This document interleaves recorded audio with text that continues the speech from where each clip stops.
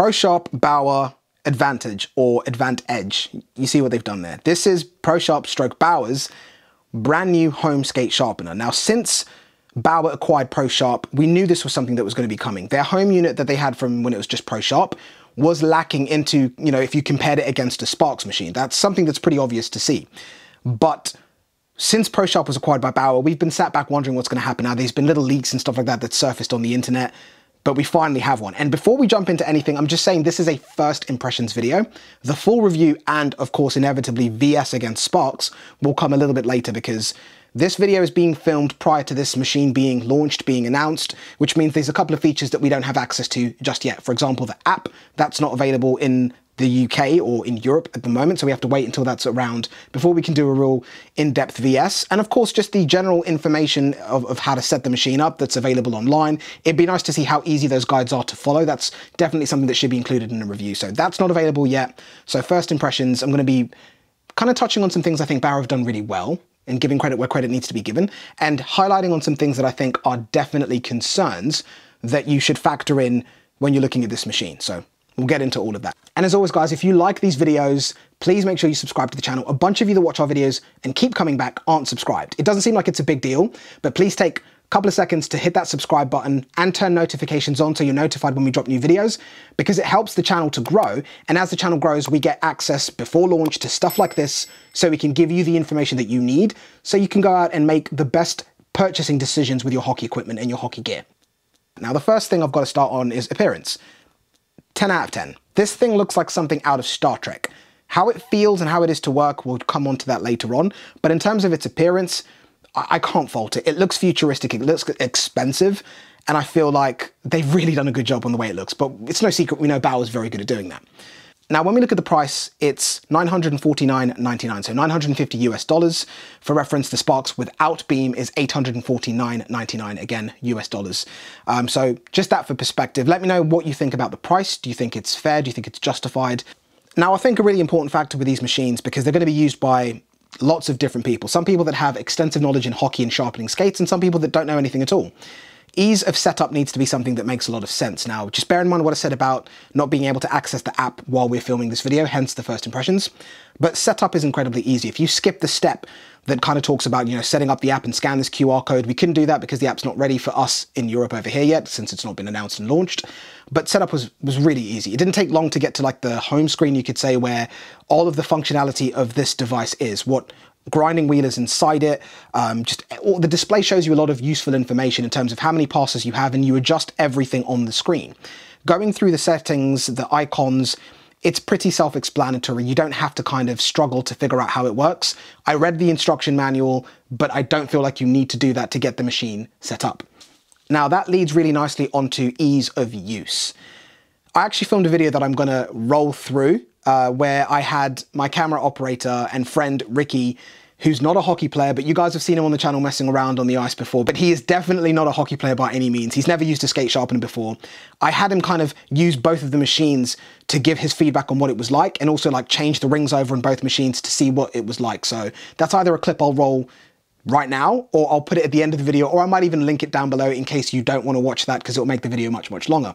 But there'll either be a link down below, or I'll clip it right at the end. Now, ease of use with this machine falls into a few different categories, and I'm going to try not to be too long-winded because it's the first impressions, but getting a skate in, ready to sharpen, that's not difficult at all. But you'll notice something very strange about this machine versus essentially any other skate sharpeners that we've seen that are home units. There's no dial, there's no clamp in terms of being able to, or like a lever, being able to like lock the skates in. Everything is done from the display, which is touchscreen.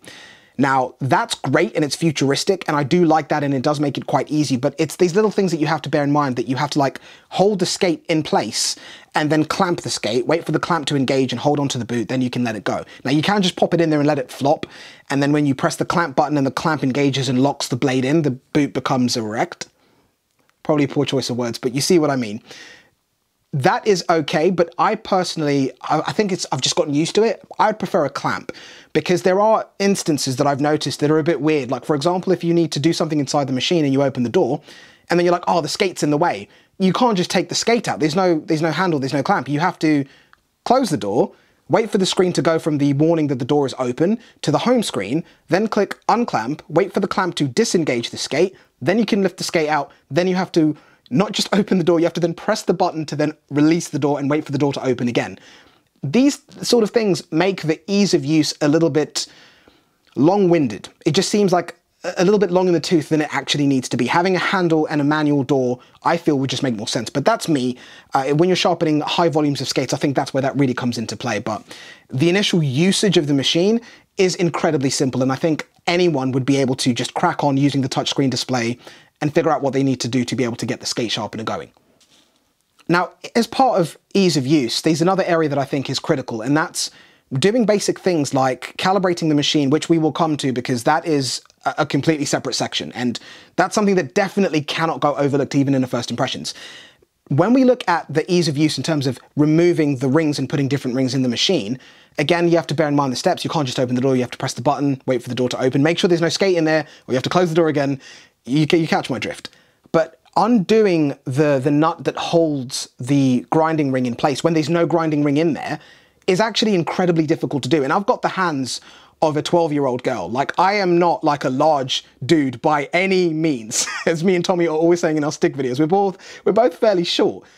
Tiny little 12-year-old girl hands, and I'm struggling to go inside this machine to be able to find a way to grip the mechanism that attaches onto the grinding wheel, to be able to undo that nut to get the thing open in the first place, so I can then put a grinding ring inside, or a grinding wheel, depending on what they call them, inside the machine. I actually had to go in from where the skate goes in to try and get like a little bit more better leverage. When you have a grinding ring in there, it's much easier because you can hold the grinding wheel or grinding ring itself and then untwist the nut, and it's a lot easier to do that with one in there. But there's just not a lot of space inside there. Even when I got the machine after it was shipped across the Atlantic and I needed to open the door to get essentially like a bit of cardboard that's holding the grinding mechanism in place so it doesn't like bobble about, it was difficult to get in there and twist it out. It's incredibly restrictive inside there. So that's one that is definitely something that you need to consider. If you've got big hands, then you're really going to struggle to use this machine and switch rings out, especially if you have players that use different grinds. It's a faff, or it's incredibly long-winded and difficult to be able to maneuver inside the machine. So that's definitely something I wanted to highlight. Now, calibrating. Oh my God. It's not straightforward whatsoever, and the calibration process, from as far as I can see, is exactly the same as the original Prosharp Home, which, if you remember, the machine comes calibrated from the factory, but there are instances where you might need to adjust that. There are, no two blades are exactly the same, and anyone that sharpens skate blades will relate. The machine's perfectly calibrated, but I keep getting an off edge, which means you might need to adjust the machine to sharpen that particular blade or that particular skate. Now, trying to put the calibration back, you're doing it completely blind. There's no guide or look through here and, like with Sparks, where traditionally you would be matching up the female to male. It has like this looking glass that you look through the calibration tool, and you can see this thing that you have to kind of get in line like this, and then boom, the machine's calibrated. Or of course now we have Beam that makes it even more straightforward. You don't have to use any calibration tools at all. It just tells you after you sharpen a skate, 2 clicks to the left, 2 clicks to the right, boom, you're calibrated. This doesn't have that. From what I could tell, in the back of the machine, there's a triangle, a red little triangle sticker with then a red arrow sticker at the back of the machine. And if you twist the calibration tool, you can see that these things try to align each other. But after we offset the alignment to sharpen a dodgy pair of blades that weren't straight from factory, and then try to align those two lines, the triangle and the line, the machine was completely out. And the only way we can put it back is by test sharpening a skate, making an adjustment, checking the edges, test sharpening it again if it's not right, and just making adjustments. And if you see what I'm saying, that is insane for a machine released in 2024, that there is not some sort of auto align or auto correction to be able to tell you in clear details what you need to do to get this machine calibrated. I think that's one of the biggest flaws of this machine, or should I say concerns, and moving forward, hopefully this process becomes easier to do, or maybe Bauer might release something that makes it easier to be able to calibrate it, but that just makes no sense to me, because there are instances where you need to mess with the calibration of a machine, or if you move this thing around a lot and it needs to be calibrated because it's been bumped or jogged, good luck getting that done. And on top of that, the calibration process itself, you have to put a 2mm Allen key in the side of some port at the back of the machine. You have to unlock it and then put the calibration tool inside and start twisting. Like, it's It just seems so analog for such a digital modern device. Now, calibration aside, filter.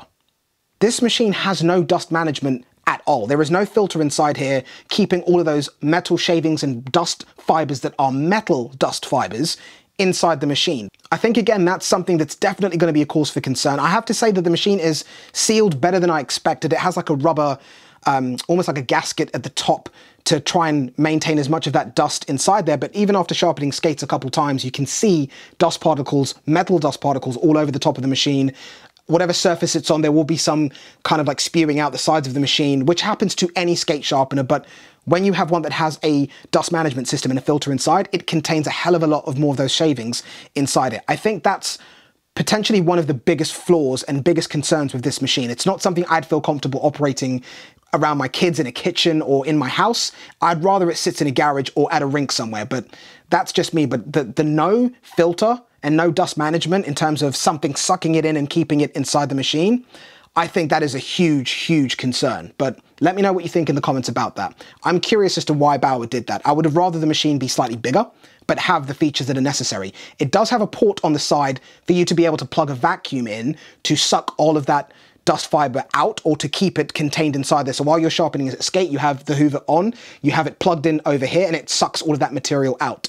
The Hoover needs to have a HEPA filter, otherwise that dust is going to go into your vacuum or Hoover and just get blown out everywhere wherever you're sharpening the skates. So that's, again, another one that you need to really be aware of. Now, again, that doesn't apply to me because I have a Dyson. I can't connect a Dyson to this, so it just feels like that's a big miss and a big concern. But let me know what you think in the comments.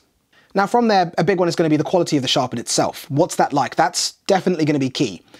I can't fault it. When you look at the finish of the blade after it's been sharpened, I think it does an incredibly good job. There's definitely nothing that I can say that, oh, I've used sharpeners from other manufacturers like Sparks that has a way better finish. It has a great finish. Like it is what it is. But what you do get that I noticed with this machine is the burrs after sharpening skates is much more significant. So like the actual edge itself has way more burrs than a Sparks machine. But that's not something that, you know, is like, oh my God, this sucks. It just means that, you know, you're gonna have to deburr the edges maybe a little bit more and just know that they might be a bit more material. But aside from that, the actual finish that this machine produces, I really can't complain.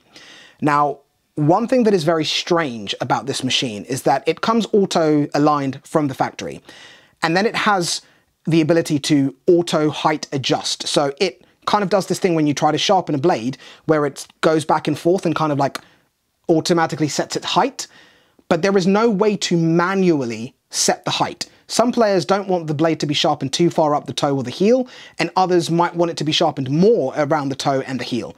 There's no way of you adjusting this. What you get is what you get, which means that even if you're going to be sharpening, you know, irregular blades, like for example, figure skating blades, you're not going to be able to do all figure skating blades. There's going to be a big problem trying to sharpen figure skating blades with this machine. This again is just very, very strange, and it's definitely concerning, and I'm hoping it's something they're going to adjust later.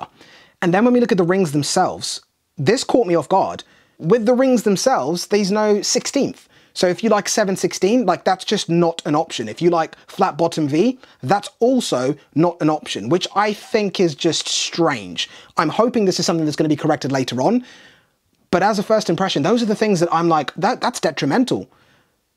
But again, you let me know in the comments what you think about that. I'm just trying to give you guys all of the points because I know when new things come out, it's going to get hyped. And I think this is definitely information that you guys need to know before you consider picking up one of these.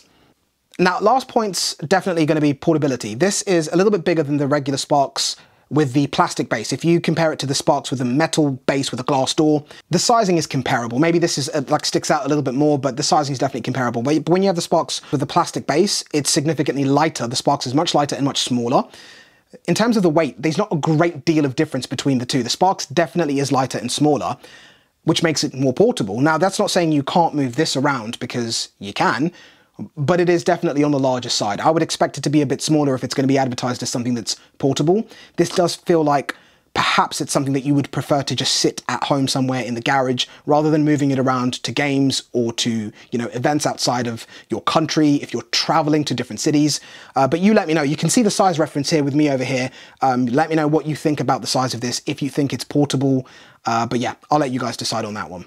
So hopefully you've enjoyed this video. I've highlighted some of my concerns, some things that I need to address in the VS video when we VS the brand new Bauer Prosharp Bauer machine against the Sparks Model 3, where I'm going to go into a lot of detail about the differences between the machines in terms of what the wheels or grinding rings cost, how many sharpens you can roughly get out of them. All of that stuff will be covered in the review. Any questions that you have, please leave them down below in the comment section so I can answer them in that review and comparison video. But thanks guys, I hope you enjoyed this one, and I will catch you in the next one. Peace.